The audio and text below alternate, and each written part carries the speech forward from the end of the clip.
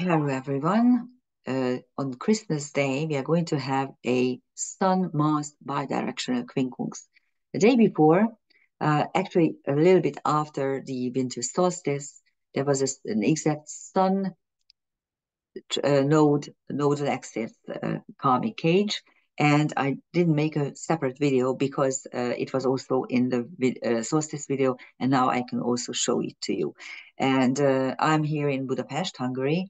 So in our culture, it is Christmas Eve. That is the big festival, the big family festival. We usually get together either for lunch or for an early dinner. And at 4 o'clock, when the sun is going down, we are lighting the candle, and that is when the children are getting their presents. So it's not Christmas Day, it's Christmas Eve. But as I was looking at the energy patterns, I realized that there is a Mars Sun bi-directional quincunx. And since family gatherings may pose some really tense moments, I decided to take a look at it and also take a look at the Christmas energy patterns. Maybe it will help you avoid the tension, the normal tension that is usually there in any family gathering, as you probably know. So here's the exact Sun Mars bi-directional quincunx at 5 o'clock London time on December the 25th. And as you probably know, by then, usually most of the people are sleeping. Maybe the children are kind of sneaking out and looking at their presents because children usually can't sleep when there's presents available for them. So here's the London chart. Scorpio is rising with Astrea on the ascendant, the karma breaker, opposite Uranus, change and chaos on the descendant. Which is not very nice. If you have Uranus on the descendant in your natal chart, it usually signifies divorce or signifies unstable relationship, or at best, unusual or not typical, atypical relationships where disruption and chaos are prevalent, unfortunately. And as you can see, the moon is at the end of Libra. A couple of hours ago, it had crossed over Vesta, the focusing principle. The sun is getting near the Lilith Pallas Athena conjunction, the two strong feminine, and on the 1st of January, the sun will be in between, like a sandwich between the two strong feminine. Saturn is on the DIC. It could signify a strong and solid home, but also a stern and forbidding home. And Lilith is really prominent, the archetype of Lilith, because the asteroid Lilith, we vote against injustice in this triple conjunction in Capricorn, while the dark moon is coming up to the black moon in Libra. The dark moon is the acceptance of the curse, and the black moon is knowledge, clairvoyance, and stamina, and the ability to do what's right. If you are interested in the Lilith myths, I have a whole series, the 3 astrological Liliths, at least 5 different videos. So you check it out on my YouTube channel, where you are right at the moment. Okay, so here's a complex planetary picture. As I said, there was a sun nodal axis karmic cage. The sun was at the bendings of the nodal axis like 2 days ago, but it's still there. It's still very strong. The south node signifies what you bring in from previous incarnations. In this case, Libra represents diplomacy and balance and a cool, aloof behavior pattern where cerebral decisions are prevalent, not emotional ones, whereas the North Node is in Aries, and you actually have a little bit less than 3 weeks to learn to fight for yourself, because for the next 18 years, you won't have displacement. So it's really the last moment. And it simply means that we need to stand up for our rights, for what's due, of what is important, what is sacred for us. The warrior in you need to be awakened. And the sun, whenever you have any planet at the bending, it means that you won't be able to just sit in your south node, so to speak, and do what is well known and comfortable for you. You will be lifted out of your comfort zone in order to learn new energy patterns, which the north node signifies, because the squares give you constant daily pressure. And when a luminary is at the bending, it's even more prominent because it also highlights and illuminates the issues.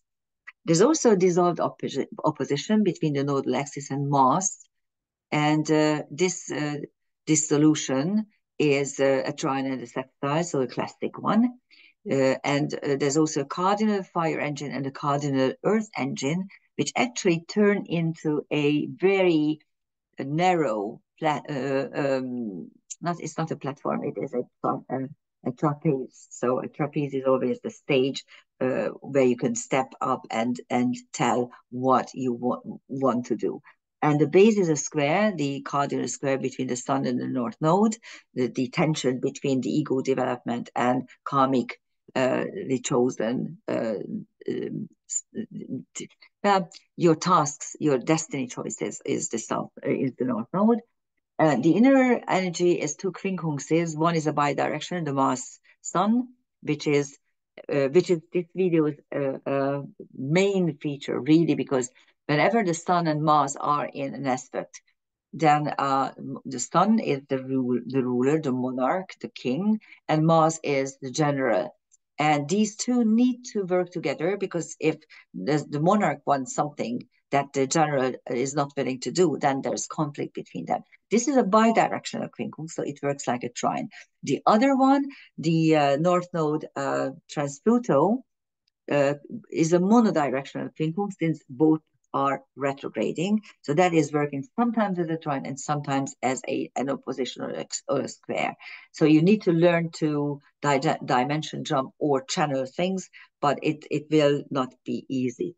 And the top is a very narrow stage, Mars and trans-Pluto, with your real download, whatever is important from higher dimensions. And the two trines, the Sun trans-Pluto is an applying trine. It means that, yes, you will understand and be able to do it.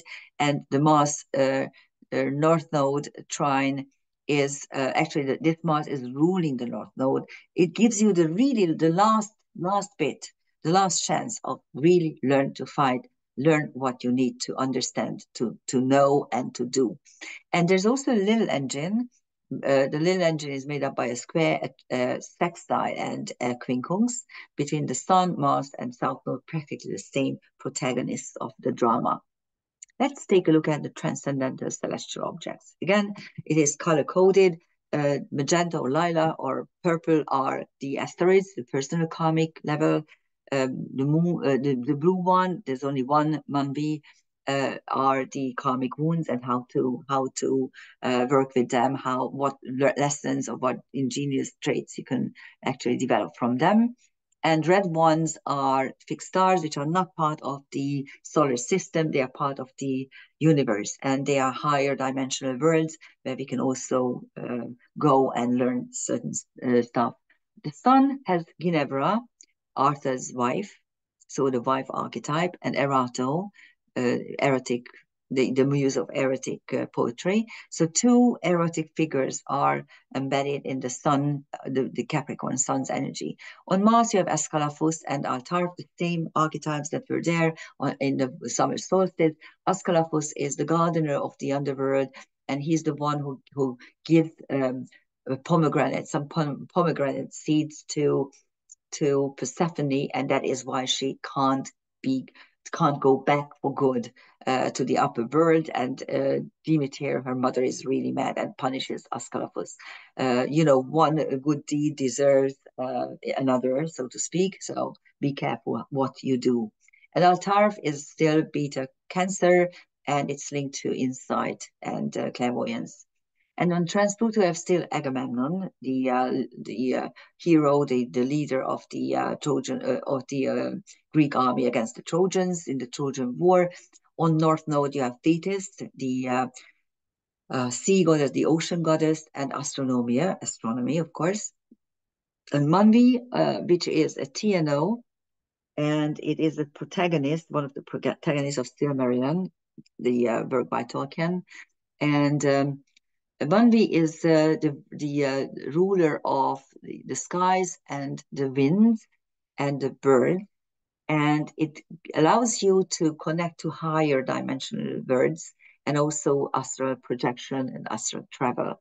And then Kaitos is Beta Cetus, the beta star of the celestial veil, which is at the liminal space between Aries and Taurus.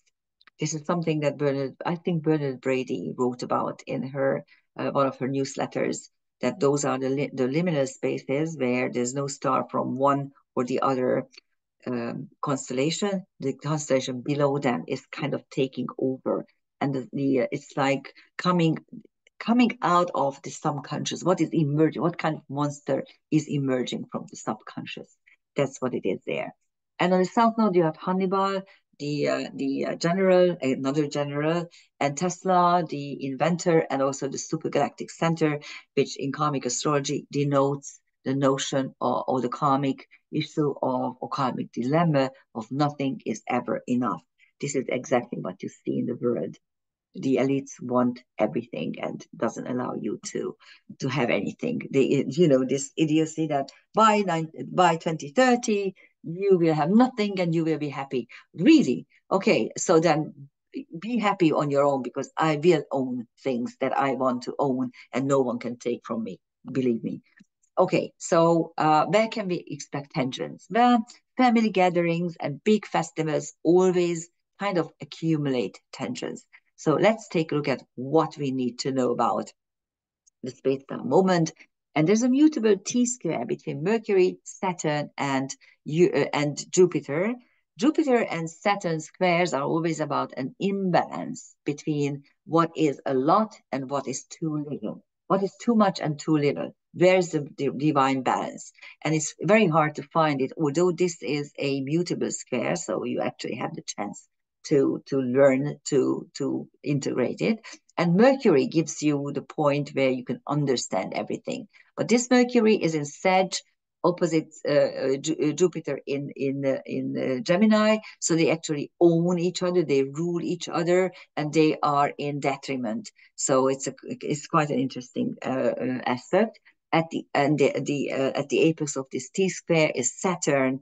That's where the energies are flowing in. There's also a Thor's hammer involving Jupiter, Saturn, and the Moon, making two sesquiquadrates to the Jupiter Saturn square. And it's actually the Moon Jupiter sesquiquadrate, which is in trine energies, because both celestial objects are in air signs where you can actually dissolve this or resolve this. There's also a very funny quindacile arrow between Venus, Mars, and Trans-Pluto. Quindacile, 165-degree, is about obsession and ambition. Mars-Venus is about the feminine and the masculine, to find the proper energy pattern between the two. It's also a sexual aspect. And Trans-Pluto, the dimension jump with Venus, creates a potential to draw down anything that is then helping you to create harmony. What's the problem? The problem is that Venus is in Aquarius. It's not a good sign for the goddess of love, because actually this is a renitent Venus. She wants to be free. She wants to be different. She wants to do what she damn bad pleases. And she gets a square from Uranus, who rules her. So that's a funny square, because that's of course a fixed square, showing that the discrepancy or the issue, the dilemma between freedom urges, Uranus, and commitment urges, Venus, is really huge. There's a huge tension between the two, and so that's adding to the quindacile arrow. And there's also a rocking triangle. I call it a rocking triangle because it's not really exact. But with the Uranus Venus square, you have to see that this is a doubly. So it's wide a little bit, but doubly applying, because Venus is direct, Uranus is retrograde, and then they are nearing each other. So it's in the next couple of days, next 2 days, this is going to be a very tight square. But this discrepancy allows the quindecile and the quintile to form a triangle. So actually you have the Mars Uranus quintile, which is ingeniously occupied or exercise free will. Uranus and Mars is always about free will. And again, the Mars Venus is a sexual aspect.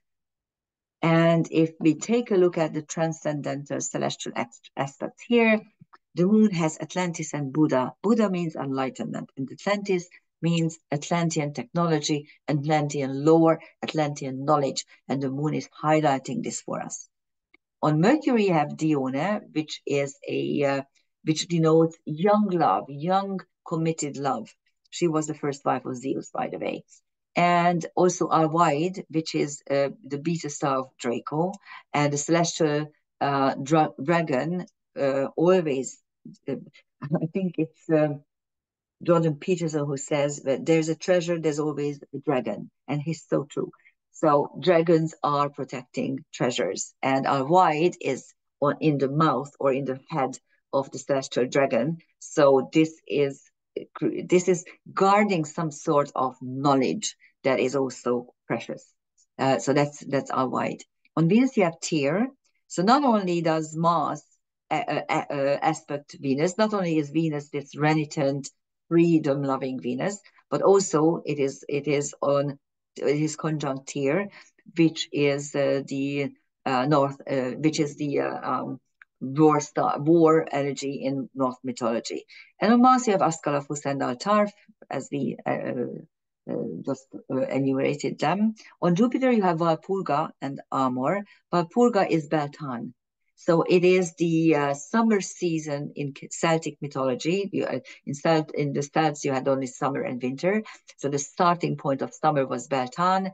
And when the Celtic tribes wanted to send a message to their forefathers, to the dead, then there was always a volunteer who they killed, and this soldier went over and told the message to the old, to the old souls. And Amor, which is of course the god of love. On Uranus you have Lempo, the creator god of the Finnish mythology, who later on became a demon in Christian times. It signifies the process whenever there's a regime change or a religion change, and all of a sudden the old protagonists become demons. That's what you're going to see and what you are seeing actually. And Capellus, which is nebula in Perseus, it is a healing word for masculine, negative masculine traits and negative masculine lives or difficult masculine lives. And on Trans Pluto, you still have Agamemnon, the hero, the leader of the Greeks in the Trojan War. So these are the energy patterns for Christmas Day. Merry Christmas, everyone. Be well, have fun, and eat well, and be with your loved ones, and have joy in your life. Thank you for listening. Bye-bye.